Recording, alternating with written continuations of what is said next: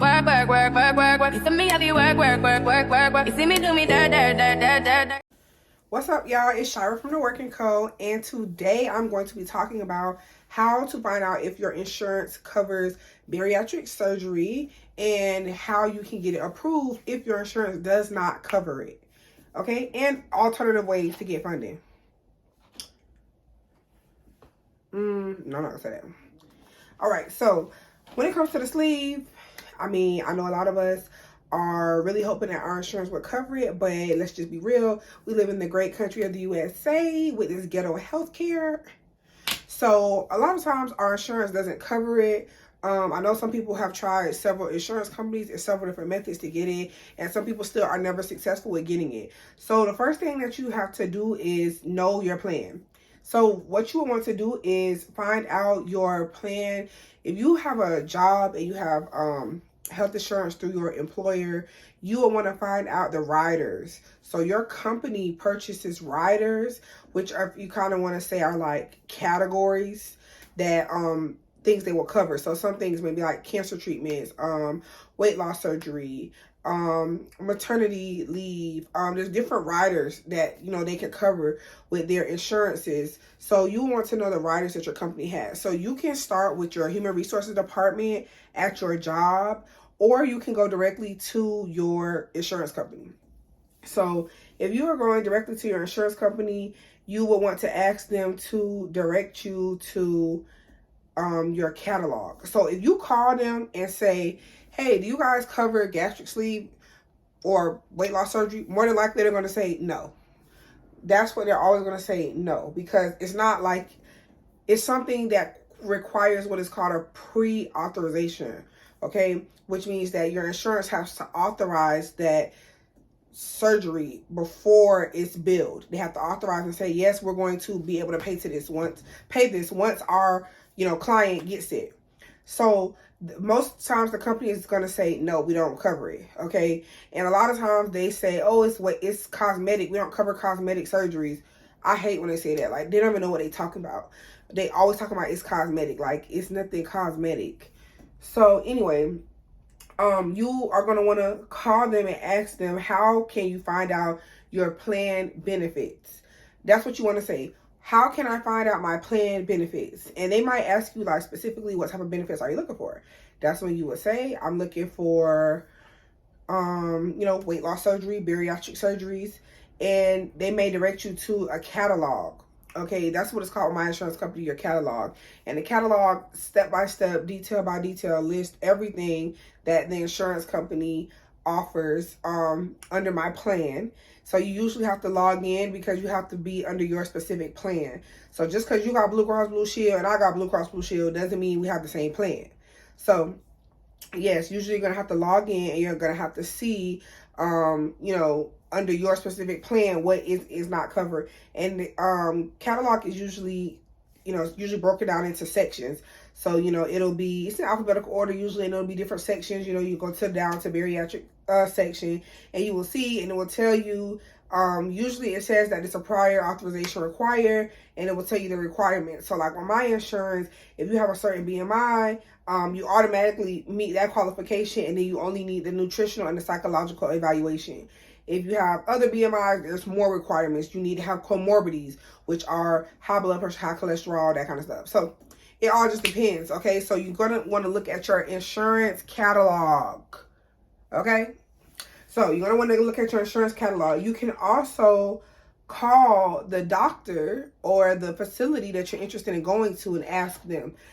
The front desk people, sometimes they know, but most of the time the front desk people don't know. Most of the time they don't know. Most of the time you really need to talk to the billing department. But you can give it a shot and talk to them after they tell you no, which is what they're probably going to say, unless they really know. You can say, okay, can I speak to your billing department? And then just have them transfer you over there and ask the billing department. Then after you find out if your insurance covers it, you're going to find the type of doctor that you may have to go to. So some insurances, they cover it under bariatric surgery, and some insurance go through it as general surgeons, and you will have to see your PCP to meet the requirements, and you have to see separate doctors. So you may have to see a separate nutritionist, separate psychologist, maybe an exercise person, your PCP, and then you can go to the bariatric surgeon. Some insurances, they have like complete bariatric departments that they cover, which means so you can go to like my PCP, she has a place called the Center of Best Health. I think it's called Center of Best Health. And so within that, she's a part of it, the primary care physician. She has a nutritionist, an exercise coach, and a psychologist. So you can see them, they alternate. So like you go to the nutritionist, like I think it's like once a month. The exercise is like once a month. The psychologist is like once every 3 months, and you go to her like once every 3 months. So you just alternate or whatever. It's a really good plan, really good facility, but my insurance covers me to go through that. However, my insurance does not cover the procedure. So my doctor sits on a board with it's some type of board that she's on, and she's on a board that has insurance companies, which one of my insurance company is members of this board, and she's one of the physicians on this board as well. So basically it's like a board where the insurance company and Better and the doctors meet together and they discuss things and policies and things like that they have in place. So yeah, so you can call them and find out what they have, and then talk to the billing department and see how they bill it. Now, why you want to talk to the billing department is because the billing department knows they're the ones who are billing this to the insurance. They're the ones who can more than likely tell you just off the top of their head because they have prior experience. The person working at the front desk more than likely cannot tell you this for a fact because they're not doing that, okay? The person working at the front desk may know from experience or from hearing what patients come in or whatever, but they're not the ones sitting there coding this and billing this and sending it over to the insurance company. So I would always still check with the billing department, no matter what the insurance company says. Okay, so then once you get through your insurance, once you contact your insurance and find out if they cover it, just because they say no, they don't cover it, does not mean you still don't try. So what you want to do is look at what the steps are for an authorization for your insurance company. So this is something that your doctor's office should know. They should be familiar with this. And usually it's a certain set of requirements that are going to be like, you have to show that you tried to lose weight. You have to show that you were on a diet. You have to get a psychological exam, like these kinds of things. So usually you don't have to worry too much about the details of it because your physician should know this, or your surgery center, they should know this because this should be something that they're used to doing. So you can contact, why do I keep saying contact? So you can go through with the procedure. So book your consultation with the surgeon and, start the program. Usually it will be a weight loss program. They're usually going to put you on a diet, exercise regimen, that kind of thing. And then you can tell them, hey, even if they say, you know what, your insurance don't approve it, or we've done this a million times with your insurance company, they don't approve it. You don't know. They might approve you. So you can still go through with the process. See, I'm the type of person you're going to have to show me. They're going to have to send me a denial letter. But I'm still going to do it. Unless you know that you just have the money to just pay for it flat out, you have absolutely nothing to lose but weight. Like, unless you have the cash to pay for it just straight up, it's no point in you even watching this video because you could just go pay for it. But, you can go through the steps and see if your insurance is going to approve you or deny you. If they deny you, that's still not the end of it because you can still appeal it. Meaning you will find out, what was missing, what was omitted from your form. So maybe it could be, okay, well, your blood pressure wasn't high enough for 3 months. Or maybe you've only been overweight for 1 year, so maybe they don't feel like you would be a good candidate for it. Like, you can do an appeal and that will help you, give you insight into what has been determined, what's been determined that you're missing, why they didn't approve it. Also, the insurance companies have peer-to-peer reviews, which is when your physician and someone for the insurance company discuss things and they can tell you. You will want to make sure you're going with an experienced surgery center, okay? An experienced person, you can go through the hospital or whatever, but if you're going through like these private practices, you need to make sure that they're experienced with working with the insurances. okay? Because this is a whole battle, and your doctor and probably his practice manager or whoever else is in their office doing their billing and things like that, you need to make sure that they're advocating for you. You got to make sure that they're on your side, not on the insurance side. You got to make sure that they're doing whatever it takes to fight for you, and including whatever, and making it to the best of your advantage to get this.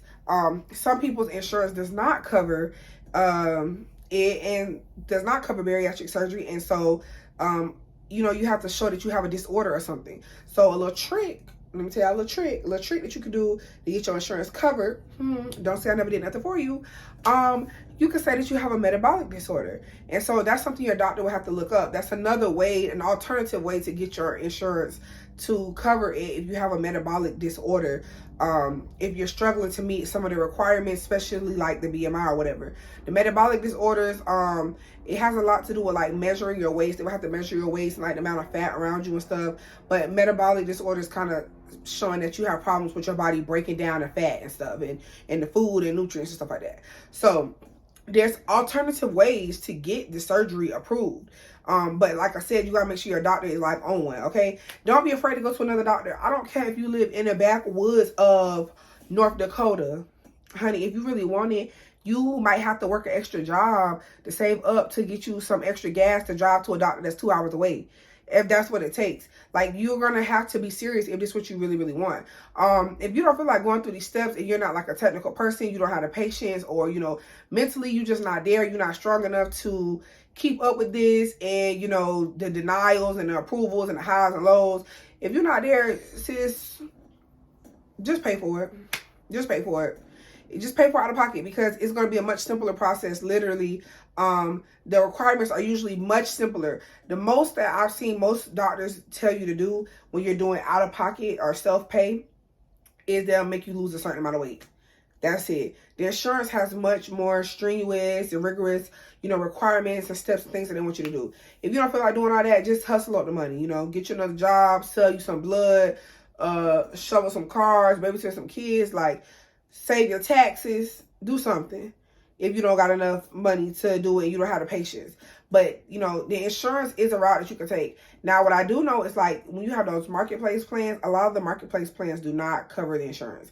I got a marketplace plan, and a lot of them do not, the insurance do not cover the procedures. So, you know, you have to be careful with it. There's ways, you know, around it, and kind of ways to like manipulate it if you want to, but you really have to fight for this. You're going to have to do the appeal. You're going to have to know what you're doing. Your doctor's going to need to be experienced, and you're going to have to be patient.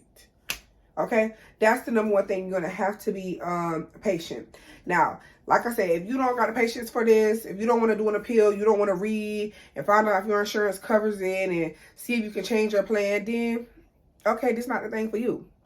Okay, you just need to pay cash.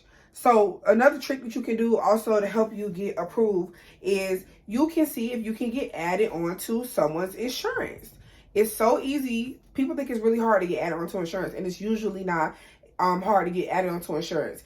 So if you have a friend or, you know, a domestic partner that is willing, as long as it's not a family member, that's willing to, you know, add you to their insurance because their premium will more than likely go up, that is a great option. So you can have them add you, and you can enter a domestic partnership with this person. So most insurance companies allow domestic partners, and most businesses, especially if you work for a large company, they allow domestic partners to be covered under insurance plans and benefits. So a domestic partnership is kind of similar to a marriage. Here in the state of Georgia and Atlanta, you can go down to the courthouse. Actually, you can go to City Hall, I believe, and you can enter a domestic partnership with someone.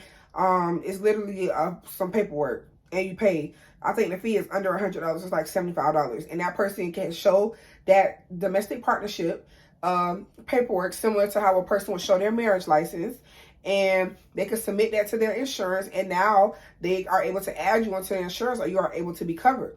But before you enter the domestic partnership, you want to make sure that the person has an insurance plan that covers it. Don't just, oh yeah, you work for Southwest. I know somebody who worked for Southwest and they got it. Like, see, she could have got, the person that you know who worked for Southwest could have got it approved through her husband who works for the federal government. Like, you never know what people's insurance are exactly. So you need to make sure that person has vetted their insurance company and they found out if they have weight loss surgery covered, bariatric procedures covered under their plan, then you can go through the steps of being domestic partner if they're willing to do that. It's relatively easy and cheap.